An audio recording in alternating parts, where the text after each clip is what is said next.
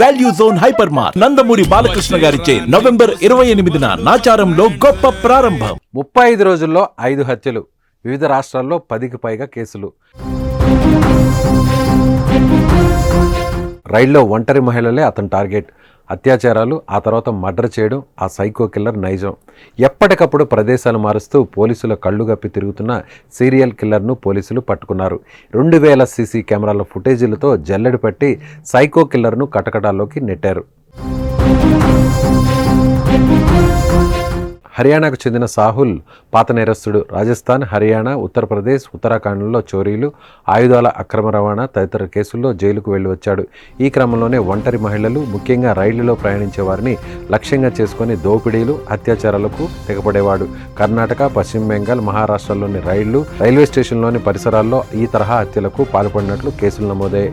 అరెస్టుకు ముందు రోజు సికింద్రాబాద్ రైల్వే స్టేషన్ సమీపంలో ఓ రైలులో మహిళను దోపిడీ చేసి హత్య చేశాడు. ఈ హత్య అతన్ని మరోసారి పోలీసులకు పట్టించింది.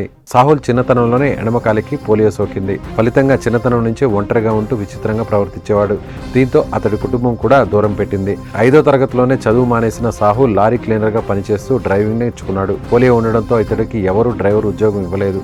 దీంతో హైవే దాబాల్లో పనిచేస్తూ అక్కడ పార్క్ చేసి ఉన్న లారీలను ఎత్తుకెళ్లడం ప్రారంభించాడు. అలా నేరాల బాట పట్టిన అతడు చోరీలు, కిడ్నాప్లు చేస్తుండేవాడు. దీంతో రాజస్థాన్, హర్యానా, ఉత్తరప్రదేశ్, ఉత్తరాఖండ్లో అతడిపై 13 కేసులు పైగా నమోదయ్యాయి. ఈ ఏడాది మే వరకు రాజస్థాన్లోని జోధ్పూర్లో ఉన్న సాహుల్ బెయిల్పై విడుదలై బయటకు వచ్చాడు. ఆ తర్వాత రైళ్లలో దివ్యాంగుల కోసం చివరిలో ఉండే బోగిలపై ఇతడు కన్ను పడింది. రైళ్లలో దివ్యాంగుల బోగిలో ప్రయాణిస్తూ అక్టోబర్ 15న తొలి హత్య చేశాడు. ఇటీవల గుజరాత్లో ఉద్వాడ రైల్వే స్టేషన్ సమీపంలో పట్టాలపై ఓ యువతి మృతదేహం లభ్యమైంది. ట్యూషన్ నుంచి తిరిగి వస్తున్న ఆమె అత్యాచారానికి గురైనట్లు పోలీసులు గుర్తించారు. నిందితుడి కోసం ముమ్మరంగా గాలింపు చేపట్టారు. ఆయా రాష్ట్రాల పోలీసులను సమన్వయం చేసుకోవడంతో గుజరాత్లోని ఆయా ప్రాంతాల్లో దాదాపు 2000 సీసీ కెమెరాల ఫుటేజీలను పరిశీలించారు.